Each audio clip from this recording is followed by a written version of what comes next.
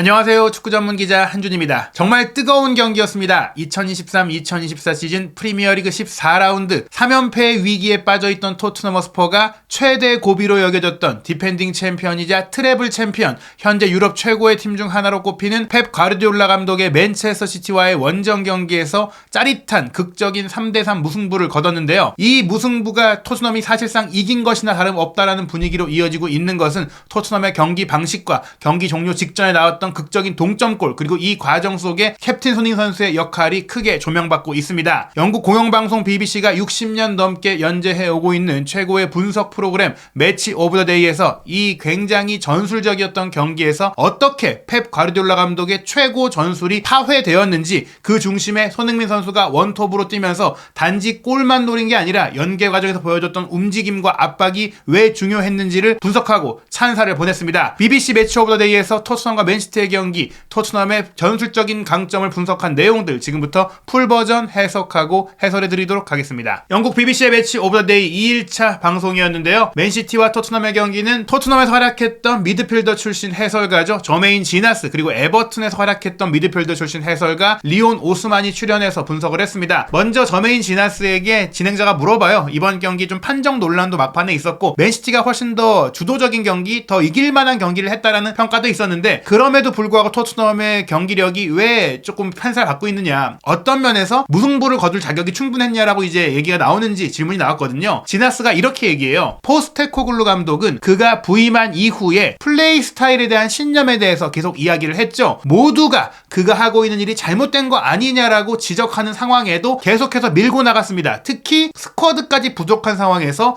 에티하드 원정에 와서, 맨시티 원정 경기에 와서까지도 본인의 신념을 밀어붙이는 그런 플레이 스타일을 유지하면서 결과를 냈다. 그게 중요하다는 거예요. 뭐 운이 따랐다, 사실 질 뻔한 경기였다, 많은 얘기들이 있지만 결국 결과를 가져왔는데 그게 결과를 위해 축구를 한 게 아니라 신념을 위해 축구를 하면서 가져온 승점이기 때문에 대단했다는 것이죠. 그러면서 브릴리언트한 축구였다고 했어요. 정말 이 경기가 눈부신 경기였다. 분명히 토트넘이 이번 경기 맨시티보다 열세였고 특히 전반전에는 크게 밀렸던 것이 맞지만 토트넘은 90분 내내 공을 가졌을 때 보여줬던 용감한 플레이, 용기, 그리고 로셀소를 비롯한 손흥민 선수도 당연히 포함되어 있죠. 뛰어난 개인의 활약 등을 고려한다면 이번 경기를 전반적으로 정리했을 때 토트넘이 승점 1점을 얻을 자격은 충분했다라고 생각한다. 즉 토트넘이 이번 경기 사실은 마지막까지 팽팽하게 결과를 끌고 가면서 이길 수도 있는 상황도 있었어요. 그런 타이밍도 있었지만 객관적으로 봤을 때 승리할 자격이 조금 더 있는 팀을 말하자면 맨시티겠지만 토트넘도 충분히 무승부를 거둘 만한 경기를 펼쳐 보였다라고 평가한 것입니다. 그러면서 이제 진행자가 리온 오스만에게 물어봐요. 오늘도 토트넘이 플레이 방식을 바꾸지 않았는데요. 그렇다면 어떻게 경기를 한 것인가요? 어떻게 경기를 해야 했나요? 이런 얘기를 했어요. 왜냐면 세간의 많은 전문가들과 영국 언론에서 지금 토트넘이 이탈 자원도 많고 특히 그런 문제들로 인해서 에스턴 빌라와의 경기에 결국 뒤집기 패배를 당했고 이 과정 속에 드러났던 문제들을 생각한다면 맨시티 같은 정말 탈압박의 달인을 상대로 전방 압박을 구사하면서 특히 이제 엘링 홀란 같은 확실한 마무리 선수, 엘링 홀란뿐만 아니라 정말 세계적인 공격수들이 즐비한 맨시티이기 때문에 이거는 대놓고 조금 스스로 좀 죽겠다라고 나가는 거 아니냐, 조금 이제 라인을 내릴 필요가 있지 않느냐, 이런 지적들이 있었고, 대표적으로 아스널 레전드인 폴 머슨 같은 경우도 이번 경기만큼은 이제 포스테코글루 감독이 실리적으로 생각을 바꿔야 한다, 이렇게 얘기까지 했거든요. 오스만도 이렇게 얘기해요. 우리 모두 몇몇 포인트에는 그래야 했을 거라고 생각을 했는데요. 하지만 엔지 포스테코글루 감독은 이번 경기 역시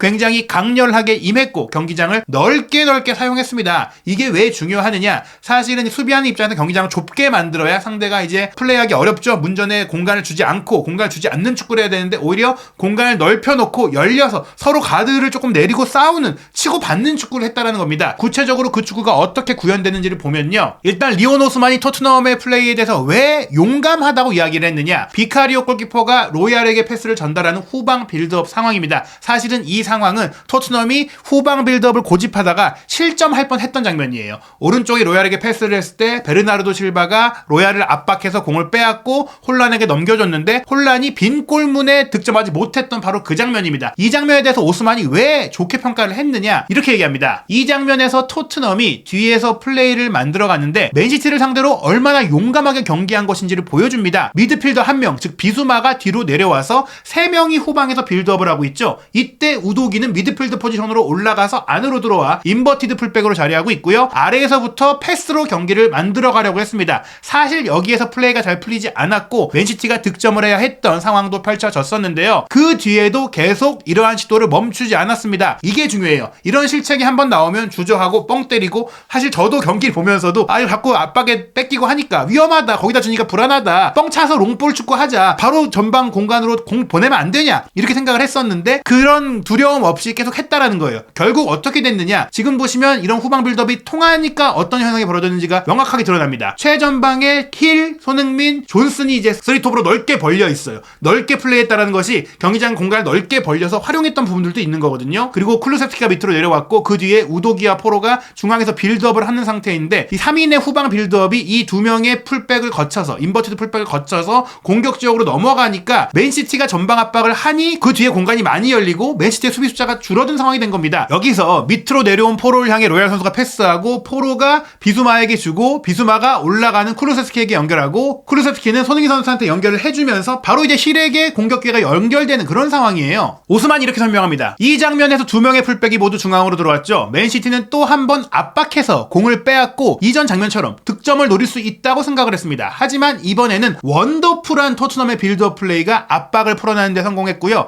이 상황에서 압박을 위해 포든이 높은 위치까지 올라와 있었습니다. 토트넘이 후방에서 빌드업을 하려고 한 이유가 바로 이런 장면을 만들기 위해서였습니다. 왜냐? 이렇게 압박을 풀어내니까 어떻게 됐습니까? 토트넘의 공격 숫자가 맨시티 진영에서 맨시티의 수비 숫자보다 더 많아진 거잖아요. 토트넘 공격이 4명이고 맨시티 수비가 3명입니다. 여기서 손흥민 선수가 힐 선수에게 패스를 딱 보내줬는데, 아쉽게도 힐 선수가 공을 잡고 워커를 돌파하려고 했던 상황에서 워커의 대인 수비에 막히고 말았어요. 비록 토트넘이 눈부신 플레이를 했다라고 오스만이 설명을 하면서, 비록 힐이 공을 제대로 패스할 곳을 찾아내지 못했지만 토트넘의 공격 4명이 맨시티 수비 3명을 상대하는 장면으로 이어질 수 있었다. 전방 압박을 풀어낸다면, 후방 빌드업으로 풀어낸다면 이렇게 공격할 때 많은 공간을 수적 우위 속에서 맞이할 수 있다라는 얘기입니다. 이걸 계속 시도하는 것인데요. 또 하나의 주목할 점은 토트넘이 단지 후방 빌드업과 만들어가는 플레이만 집중한 게 아니라 상대 맨시티의 공격을 차단하고 빠르고 신속하게 역습을 전개하는 플레이도 준비했다는 거예요. 단지 우리가 하고자 하는 플레이가 짧은 패스로 썰어가는 것만이 아니라 공간이 생기고 역습 기회가 오면 그때는 또 시원하게 갈 수 있었다는 얘기예요. 오스만이 얘기합니다. 공을 소유했을 때만 용감했던 게 아닙니다. 수비 구조도 좋았는데요. 맨시티의 로드리가 공격을 전개하고 있을 때 토트넘 수비가 이제 잘라냈잖아요. 그 다음에 굉장히 빠르게 역습 공격을 전개합니다. 또 한 번 손흥민 선수의 원더풀 패스가 나왔다고 했어요. 즉 경기 내내 손흥민 선수가 공격수 최전방에 올라가 있었지만 밑으로 내려와서 원더풀 패스를 통해서 동료들에게 기회를 열어주는 플레이가 많았다. 쿨루셉스키, 존슨, 힐에게 수많은 기회를 만들어줬다란 얘기입니다. 이 장면도 보시면 수비 지역에서 공을 끊어냈죠. 그 다음에 쿨루셉스키가 뒤에 가담하려고 했다가 오른쪽으로 벌려서 움직이고, 힐이 왼쪽으로 벌려 움직일 때 손흥민 선수가 내려와서 공을 받아주고 쿨루셉스키의 침투에 맞춰서 오른쪽으로 패스를 전개했어요. 이거를 원터치로 빠르게 논스톱으로 돌려줬기 때문에 공격 속도가 굉장히 빨라졌습니다. 그때 쿨루셉스키가 반대편에 힐을 향해서 또 패스를 줬는데, 힐이 이제 이 패스를 받는 과정에서 또 워커와의 1대1에서 밀렸어요. 이 장면을 결국 힐이 이어받지 못하면서 슈팅 위치까지 가지는 못했지만 오스만이 이렇게 얘기합니다. 다른 날 이런 플레이가 나왔다면, 힐의 상대가 워커가 아니었다면, 즉 워커가 잘 따라와서 막았기 때문이지, 구조적으로 토트넘의 플레이는 충분히 이런 패턴으로 상대 수비 뒷공간을 오픈해서 골키퍼와 바로 마주할 수 있는 상황까지 갈 수 있는, 골이 될 수 있는 상황을 만들었다는 것입니다. 이렇게 계획된 플레이로 맨시티를 잘 상대했다는 게 오스만의 분석인데요. 후반전 들어서 토트넘의 공격이 더 좋아졌잖아요. 그 배경은 무엇이냐? 토트넘의 이런 날카로운 공격 전개를 맨시티가 조금 우려했다라고 보고, 또 하나 토트넘이 이렇게 상대 지역에 많은 선수를 전방에 배치하면서 공격적인 플레이를 하니까 맨시티도 많은 선수가 전진할 수 없었던 거예요. 오스만이 얘기합니다. 후반전에는 맨체스터 시티가 수비 숫자를 늘렸기 때문에 토트넘이 더 많은 기회를 만들 수 있었습니다. 지금 보시면 맨시티 수비 4명이 일자로 뒤에 하프라인에 진을 치고 있잖아요. 그 이유는 토트넘 공격 4명도 앞에 올라가 있으니까 이 선수들을 그냥 내버려둘 수 없잖아요. 정말 내버려두고 전방 압박을 하고 또 다 공격 지역으로 넘어가 버리면 토트넘이 정말 쉽게 롱볼 때려갖고 이 선수들에게 오프사이드 걸리지 않게, 하프라인 안 넘었으니까 바로 연결할 수 있습니다. 그래서 한 명씩 다 붙게 내려갈 수밖에 없고, 그러다 보니 후방 빌드업이 더 원활하게 될 수 있었던 거예요. 물론 후반 시작하자마자 비카리오의 패스를 또 베실바가 잘라내면서 알바레스, 홀란, 베실바를 거친 슈팅이 나왔고, 이걸 비카리오가 간신히 막아내는 위험 상황도 있었지만 후반전에도 이 기조를 유지하는 용감한 후방 빌드업이 이어졌었다. 잘 안 맞더라도, 이 왜 잘 안 맞느냐? 반더벤도 부상으로 빠졌죠. 로메로도 퇴장 징계로 빠졌죠. 지금 메디슨도 없죠. 이런 상태에서 토트넘의 후방 빌드업을 이끌어가는 핵심 선수들이 다 빠져 있는 상태에서 벤 데이비스와 로얄이라는 풀백 출신 센터백을 기용했기 때문에 이런 조금 정상적이지 않고 많이 호흡을 안 맞춰본 선수들로 경기를 함에도 기존의 경기 플랜을 그대로 밀고 나갔다는 게 용감하다는 겁니다. 그러면서도 결국에는 결과를 만들었다는 거예요. 위험한 상황이 나왔고 잘 안 맞는 상황이 있었다고 하더라도, 그래서 롱볼 때리고 본인들의 경기 계획을 포기 포기하는 게 아니라 그걸 밀어 붙이면서 경기를 거듭하고 실수를 거듭하면서 더 완성도가 높아지고 있다. 이게 과정이라는 얘기가 포스테코글루 감독이 바로 이렇게 실패가 있고 시행착오가 있더라도 해야지 는다. 언제 하냐? 이거 지금 어떤 상황이라서 안 되고 이거 지금 뭐라서 안 되고 그러면 언제 하냐라는 거예요. 그래서 우리는 우리의 길을 계속 간다라는 의미이고요. 후반전에 또 하나 중요했던 것 말씀드린 대로 토트넘 공격 4명이 전진 배치되니까 맨시티 수비 4명도 뒤에 내려갈 수밖에 없었죠. 그러면서 맨시티의 전방 압박이 헐거워질 수밖에 없었죠. 이런 상황 속에서 무엇이 빛났느냐? 손흥민 선수가 밑으로 좀 내려와줘요. 그러면서 손흥민 선수가 자신을 막는 센터백을 미드필드 지역까지 끌고 올라오는 가짜 9번 역할을 하게 되는 것입니다. 이렇게 끌고 올라오면서 뒤에 공간이 생기는 거예요. 그리고 또 하나 포로 선수가 오른쪽 풀백이지만 안쪽으로 들어와서 후방 빌드업에서 패스를 크게 전환해주는 역할들을 굉장히 잘해주잖아요. 지나스가 설명을 합니다. 저도 그렇게 생각합니다라고 하면서 후반전에 맨시티는 전방 압박을 하기 위해 앞으로 올라가면서도 토트넘의 빠른 공격수들에 대응하기 위해 4명의 공격수를 토트넘의 앞에 올려놨기 때문에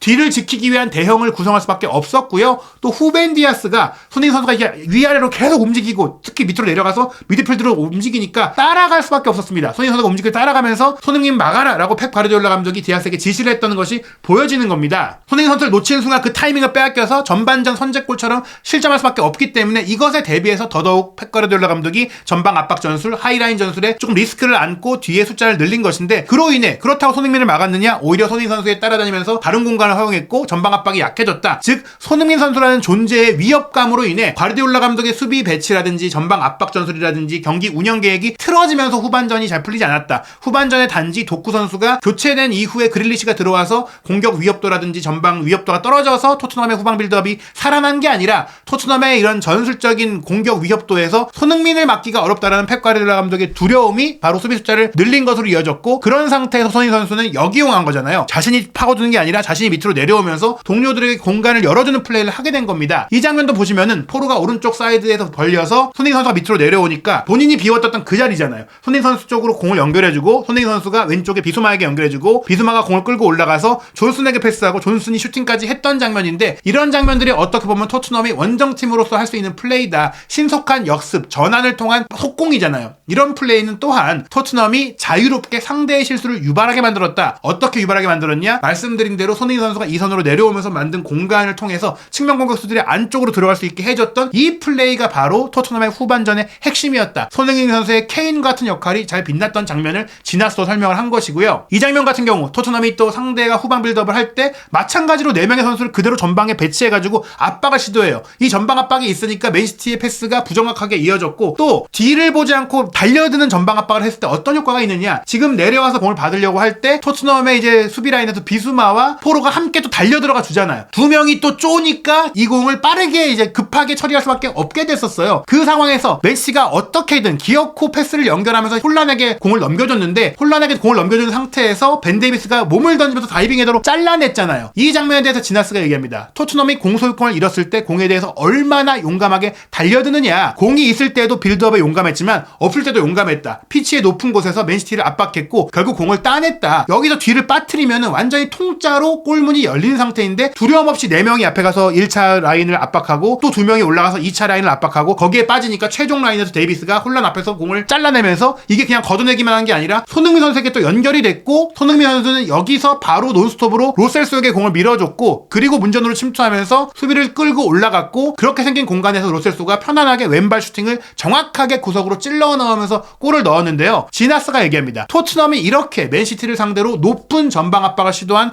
보상을 받은 것입니다. 라인을 내리고 역습 카운터 어택만 노렸다면 이런 장면이 나올 수가 없었고 맨시티를 당황시킬 수 없었고 오히려 가둬놓고 이제 패는 그런 상황을 당했을 수 있다. 토트넘이 하이라인을 시도한 건 정말로 이기기 위해서였다는 게 이런 데서 드러나는 겁니다. 그러면서 지나스가 얘기해요. 아시겠지만 맨시티의 경기에서 이런 장면은 많이 나오지 않습니다. 맨시티가 후방 빌드업 하다가 그게 잘려서 쇼트 카운터 당해서 실점까지 가는 장면들이 거의 없다. 맨시티의 후방 빌드업이 그만큼 정교하고 선수들의 기술이 뛰어난데 토트넘이 그것을 흔들어 놓을 만큼 대단한 전방 압박 구조를 만들었다. 그냥 열심히만 뛴 게 아니라 어떻게 어떤 대형으로 어떤 선수들이 압박하느냐로 맨시티를 흔들 수 있겠느냐를 포스테코글루 감독이 준비한 것이고 여기에 있어서는 손흥민 선수가 굉장한 전방 압박을 경기 내내 보여줬잖아요. 경기 시작부터 끝까지 골키퍼 에데르송까지 상대의 센터백들을 정말 미친 듯한 압박으로 지치지 않고 괴롭혀줬던 것이 결정적이었습니다. 이런 토트넘의 구조가 맨시티의 공을 빼앗을 수 있게 잘 구축됐다라고 지나스가 이야기를 했는데요. 결국 손흥민 선수가 어떤 점에서 위협적이었냐? 원더풀 패스, 침투에 의한 슈팅, 본인이 이선으로 내려와서 연계, 그리고 전방 압박까지 9번 공격수로서 손흥민 선수가 너무나 많은 전술적인 역할을 잘 해주니까 과르디올라 감독의 후방 빌드업부터 전방 압박과 모든 것들이 통하지 않게 된 겁니다. 다만 이 장면 너무나 아쉬웠죠. 이렇게 2대2의 팽팽한 상황이 됐을 때